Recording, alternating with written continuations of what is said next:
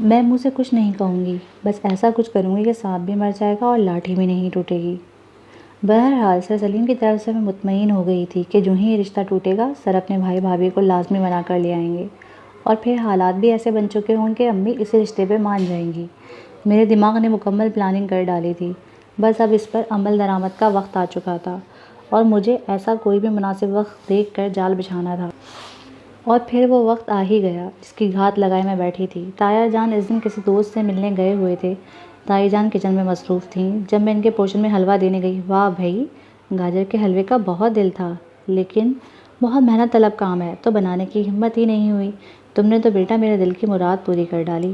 تائی ایسے ہی ملنسار اور سادہ سی خاتون تھیں، اسی لیے ان کی اور امی کی اتنی گاڑی چنتی تھی۔ بذات خود مجھے بھی تائی پسند تھیں، تایا بھی مجھے کم پیارے نہ تھے، بس سارا مسئلہ اس ریحان کا تھا۔ شاید اس کا بھی نہیں ہوتا اگر مجھے سر سلیم پسند نہ ہوتے تو۔ بس دل کا کیا کیا جائے، یہ قابو میں ہوتا تو کیوں انسان کو اتنا خوار کرواتا۔ اور آپ کو جب بھی کچھ بنوانا ہو مجھے بتا دیا کریں۔ میں کچن کاؤنٹر پہ چڑھ کر بیٹھ گئی۔ تائی جان سبزی کاٹ رہی تھیں تو میری اس بات پر مسکرا دیں۔ جیتی رہو، آگے تم ہی نے تو سب کچھ کرنا ہے۔ ان کی اس بات پر میرا رنگ پھیکے شلجم سا ہو گیا۔ میں تو اس بات پر مسکرا تک نہ سکی۔ جو کچھ میں کرنے جا رہی تھی اس کے لیے مجھے تایا جان اور تائی جان کے لیے افسوس ہو رہا تھا، لیکن اگر میں ان کے لیے افسوس کرنے بیٹھ جاتی تو میری اپنی ساری زندگی افسوس میں گزر جاتی۔ اب میں ان کی خوشی کے لیے اپنی خوشیوں کو تار تار نہیں کر سکتی تھی، لہٰذا مجھے وہی کرنا تھا جو میرے دماغ نے پلان کر لیا تھا۔ تایا جان گھر پر نہیں ہیں؟ میں نے سرسری سے انداز میں پوچھا۔ میں نے انہیں تیار ہو کے گھر سے جاتے ہوئے خود دیکھا تھا۔ ان کے دوست کے گھر ڈنر ہے تو وہیں گئے ہوئے ہیں۔ اس بات میں سر ہلاتے ہوئے میں اٹھ گئی۔ تو آپ کھانا کیوں بنا رہی ہیں؟ ہمارے گھر میں آ کر کھا لیتی۔ ریحان نے آج پالک گوشت کی فرمائش کی تھی، اس لیے بنا رہی ہوں۔ کبھی کبھار ہی تو وہ فرمائش کرتا ہے۔ میں سر ہلاتے ہوئے کاؤنٹر سے اتر گئی۔ آج کا اخبار کہاں رکھا ہے؟ صبح سے نہیں دیکھا۔ میں ان کے پوشن میں اخبار دیکھنے کے لیے اکثر ہی چلی آتی تھی، تو یہ معمول کی بات تھی۔ وہیں لاؤنج میں میز پر دھرا ہوگا۔ تائی پالک کاٹنے میں مصروف تھی، میں جلدی سے کھسک کر باہر آ گئی۔ ریحان کے کمرے کا دروازہ نیم وا تھا۔ میں نے گزرتے ہوئے اندر جھانکا تو وہ اندر نہیں تھا۔ موقع غنیمت جان کر میں اندر داخل ہوئی۔ وہ باتھ روم میں تھا، لیکن اس کا موبائل وہیں میز پر پڑا تھا۔ اس کے موبائل پر کوئی لاک شاک نہیں ہوتا تھا، یہ بات میں اچھی طرح جانتی تھی۔ لاک تو ہم جیسے لوگوں کے موبائل میں ہوتا ہے جن کے دلوں میں کھوٹ ہوتے ہیں، اس جیسے سادہ دل لوگ نہیں۔ اس لیے جلدی سے کھول کے میں نے میسج ٹائپ کیا اور اپنے نمبر پر بھیج دیے، اس کے موبائل سے ڈیلیٹ کر کے اسے پتہ بھی نہ چل سکے۔ جلدی سے میں لاؤنج میں آئی اور وہاں سے اخبار اٹھا کر اپنے پوشن میں۔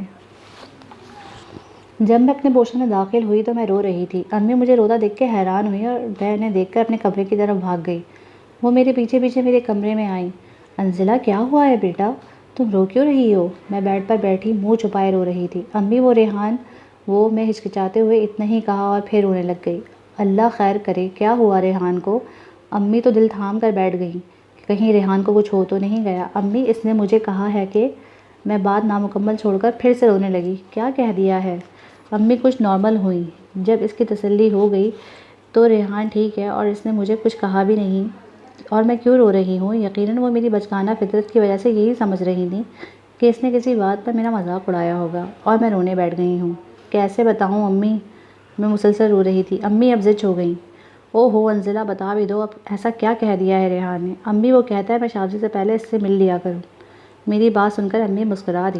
تو اس میں کیا بڑی بات ہے انزلہ، تم اتنا رو رہی ہو؟ تم بنا میں سمجھی کوئی بہت بڑی بات ہو گئی ہے۔ بیٹا اب وہ تمہارا کزن ہی نہیں منگیتر بھی ہے، اور لڑکے اس رشتے کو لے کر ایسی باتیں کر لیا کرتے ہیں، گھومنے پھرنے کا بھی کہتے ہیں، کہیں کھانے پر بھی لے جاتے ہیں، یہ سب تو معمول کی بات ہے۔ اس میں رونے کی کیا بات ہے بے وقوف؟ اگر تمہیں نہیں پسند تو تم طریقے سے منع کر دو، وہ اصرار نہیں کرے گا۔ امی مجھے نرمی سے سمجھانے لگیں۔ امی آپ میری بات سمجھ نہیں رہی، وہ عام روٹین کے ملنے کی بات نہیں کر رہا۔ امی ناسمجھی سے ہمیں دیکھنے لگیں اور میری سمجھ میں نہیں آ رہا تھا کہ بات کیسے کروں۔ میں ایک اچھی اداکارہ ثابت ہو رہی تھی، لیکن اتنی بھی اچھی نہیں کہ اتنی بڑی بات کہہ جاتی۔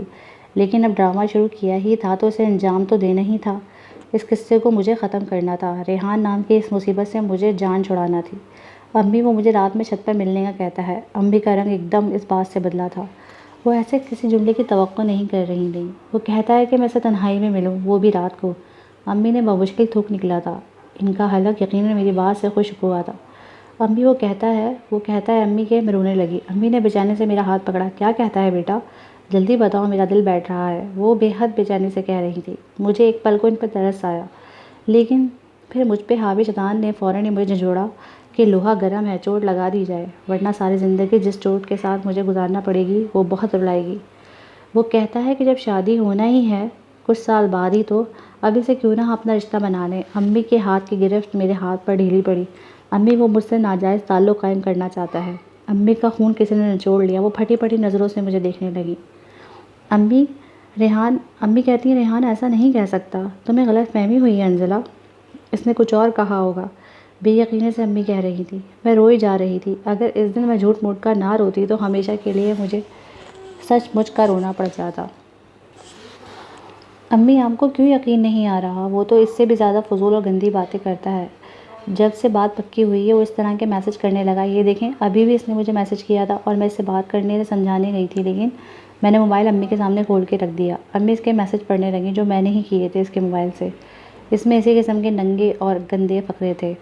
امی کے ہاتھ سے موبائل چھوٹ کے گر گیا۔ وہ اسی طرح کی گندی باتیں کرتا ہے مجھ سے۔ امی خدا کے لیے میری بات کا یقین کریں، میں اس جیسے انسان سے شادی نہیں کر سکتی۔ امی بالکل ساکت سی بیڈ پر بیٹھی ہوئی تھی۔ آپ نے بہت جلدی کی میرا رشتہ طے کرنے میں، آپ کو بس یہی نظر آیا کہ وہ گھر کا دیکھا والا بچہ ہے۔ مرد اندر سے کیسا ہوتا ہے امی، یہ وہی لڑکی بتا سکتی ہے جس سے اس کی شادی ہوتی ہے یا جس کو اس مرد کی نظروں کا سامنا کرنا پڑتا ہے۔ ریحان ایسا ہی ہے بس، ہمیں اس کے لیے ابھی پتہ چلا کہ اس کی نیت ہی اب کھل کر سامنے آئی ہے۔ میں اپنے آنسو پوچھ رہی تھی۔ امی اب بھی ساکت تھیں۔ پلیز امی اس رشتے کو منع کر دیں، ابھی کچھ نہیں بگڑا۔ ریحان کیسے یہ سب کر سکتا ہے؟ ایسا لگتا تو نہیں تھا وہ۔ امی تو اسی بے یقینی میں بیٹھی ہوئی تھی، مجھے تو شاید سن ہی نہیں رہی تھی۔ آپ کے سامنے اس کے کچھ دیر پہلے کے کیے گئے میسیجز ہیں، اس سے پہلے بھی وہ ایسے میسیجز کرتا رہتا ہے، لیکن آج تو اس نے میرے وہاں جانے پر میرا ہاتھ پکڑ لیا اور مجھے اپنے کمرے میں کھینچ لیا۔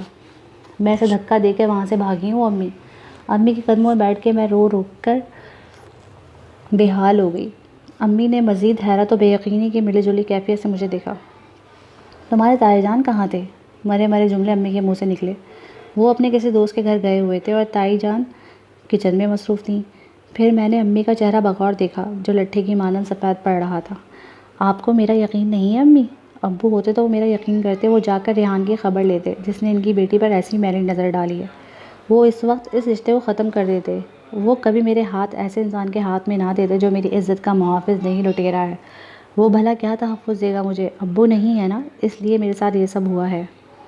یتیم مال تو سب کے رحم و کرم پر ہی ہوتا ہے نا۔ روتے روتے میں کہہ جا رہی تھی۔ امی نے یکدم مجھے گلے سے لگا لیا اور خود بھی رونے لگی۔ ابو کی وفات کے بعد پہلی بار امی اتنے سالوں میں روئی تھیں۔ میرا دل کانپ گیا، مجھے دکھ ہوا، شدید دکھ ہوا، لیکن میں اس وقت اندھی ہو چکی تھی، ظالم بن چکی تھی۔ محبت اور اپنی خواہش کے سامنے سب ہیش تھا۔ اس ساری رات امی میرے کمرے میں ہی میرے بیڈ پہ بیٹھی سوتی جاگتی رہیں، لیکن میں سکون سے سو گئی۔ اب تو سب میرے حق میں ہونا ہے۔ اگلا دن یہی کہ 20 ستمبر ایک قیامت لے کر مرتضیٰ ہاؤس پر اترا۔ امی مجھے لیے بغیر شام کے وقت نیچے تایا کے پورشن میں گئی تھیں۔ میں چھپ کر ان کے پیچھے گئی تاکہ دیکھ سکوں کہ کیا بات ہو رہی ہے۔ اس وقت ریحان بھی آفس سے آ چکا تھا اور تایا جان اپنی شاپ سے۔ امی کے فون کرنے پر وہ جلدی لوٹ آئے۔ ایسا کیا ہوا ہے طلعت جو تم نے مجھے اتنی جلدی آنے کا کہا؟ تایا جان پریشانی سے پوچھ رہے تھے۔ سب لانج میں بیٹھے تھے اور میں باہر کھڑکی سے جڑی کھڑی تھی۔ کھڑکی پہ پردے نہیں تھے اس لیے مجھے سب دکھائی دے رہا تھا۔ امی کے انداز کی سختی، تائی جان کی بےقراری، ریحان کا تجسس۔ بھائی جان، میں انزلہ اور ریحان کے رشتے کے حق میں نہیں ہوں۔ امی نے سر جھکائے بات شروع کی، لیکن ان کا لہجہ دو ٹوک تھا۔ امی کی بات پر سبھی چونکے تھے۔ کل تک تو سب ٹھیک تھا اور پھر راتوں رات ایسا کیا ہوا ہے؟ کھل کر بات کرو طلعت، کیا ہوا ہے؟ اگر کوئی کمی بیشی رہی ہے تو میں درست کر لوں گا۔ کوئی مطالبہ ہے تو وہ بھی مجھے بتا دو، میں مان لوں گا، لیکن ایسی بات منہ سے مت نکالو۔ تایا جان پریشان تھے اور ان کی آواز سے پتہ چل رہا تھا کہ باہر کھڑے میرا خون خشک ہو رہا تھا۔ تایا جان کو ساری حقیقت پتہ چلے گی تو ان کے دل پہ کیا گزرے گی؟ بات یہ ہے کہ ریحان جیسے لڑکے کو میں اپنی بیٹی کا رشتہ صرف اس لیے نہیں دے سکتی کہ آپ لوگوں کے ہم پہ بہت احسانات ہیں، یا میری بیٹی ایک یتیم بچی ہے۔ جو لڑکا میری بیٹی کی عزت کا پاس نہیں رکھ سکتا، اس کے ہاتھ میں اپنی بیٹی کا ہاتھ کیسے دے دوں کہ وہ اس کا محافظ بن سکے؟ امی کڑے تیوروں سے ریحان کو گھورتے ہوئے سخت الفاظ میں کہہ رہی تھی۔ ریحان حیران سا گڑا امی کی شکل دیکھ رہا تھا۔ حیران تو تائی بھی تھی۔ ہوا کیا ہے آخر؟ اب کی بار تائی بے چینی سے پوچھ رہی تھی۔ ان کی آواز کس قدر بلند تھی۔ ریحان انزلہ سے اتنی گری ہوئی باتیں کرتا ہے۔ کہ میں دہرا بھی نہیں سکتی، اتنے شرمناک مطالبے کہ میں کبھی ایسے خواب و خیال میں بھی نہیں سوچی ہوں گی۔ سب کو اس بات پر ایسے سانپ سوکھ گیا۔ ریحان ایسا نہیں کر سکتا، تائی نے بے یقینی سے کہا۔ تایا جان ریحان کو دیکھنے لگے۔ وہ بالکل خاموش اور سختی کی کیفیت میں تھا۔ اس جیسے انسان کے لیے یہ بات سوچنا بھی سوہانی روت ہوگا۔ کیا یہ سچ ہے ریحان؟ تایا جان دھاڑے۔ ریحان نے ہکلانا شروع کر دیا۔